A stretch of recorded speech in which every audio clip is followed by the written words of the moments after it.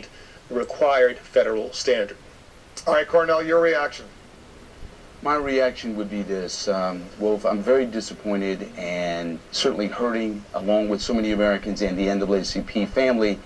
We grieve for the family of Michael Brown. That being said, the Justice Department, in its report, made clear that the conduct that Darren Wilson engaged in is characteristic of the police department.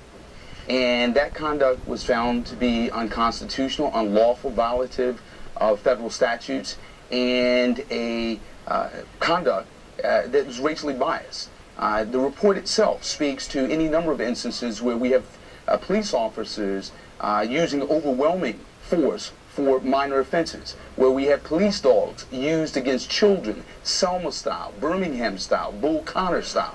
And so the fact that Darren Wilson was not indicted speaks to the ability of the Justice Department to bring a case against this individual. It's a tough prosecutorial decision, not one that brings comfort or solace to the family, but we will continue to press hard to ensure that the Ferguson Police Department does not continue to be a full-service Department of Bias and Bigotry and Discrimination. Let me get Mark Morial's reaction to the decision not to file any charges against the police officer. Mark, go ahead. Certainly, I've got a lot of confidence in Attorney General Holder and his decision, but there's great pain in the Brown family, great pain around the community that the criminal justice system, neither state nor federal, has been able to bring forth justice for the death of Michael Brown. Having said that, Wolf, the key issue now is, after these very comprehensive findings and a thorough investigation by the Department of Justice, what next?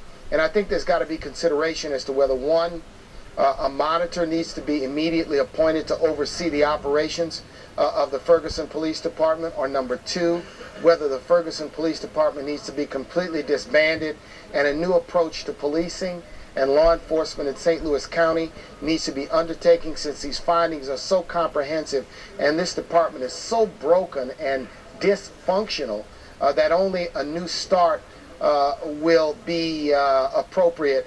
And I think, thirdly, I hope that when the Ferguson leadership reacts in about an hour, that they do not retreat to obstinance and denial and a continuation of denying the absolute truth which has been found by the Justice Department. So important now, Wolf, I think, is also the conversation, and not only the report, but what's next. We got this reaction from Michael Brown's family through a spokesman.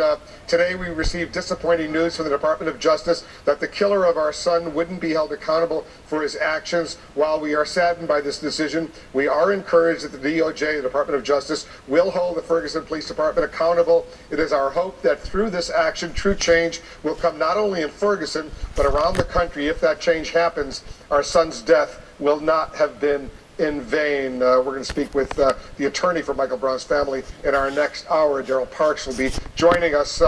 But Cornell, the other part of this Justice Department report, the Attorney General Holder said it was searing the racist examples that are documented in there. And you heard them from Pamela Brown, at least some of them. It goes on and on and on, 100 pages, if not more. What was your reaction? Were you surprised, Cornell, when you went through this report? So you were watching CNN and a couple people's reactions to Michael Brown not being charged of, Officer Darren Williams not being charged of Michael Brown's murder. So some people disagree with the Department of Justice decision on this matter. Thanks for joining Caleb Osborne. Please subscribe to my channel. Goodbye.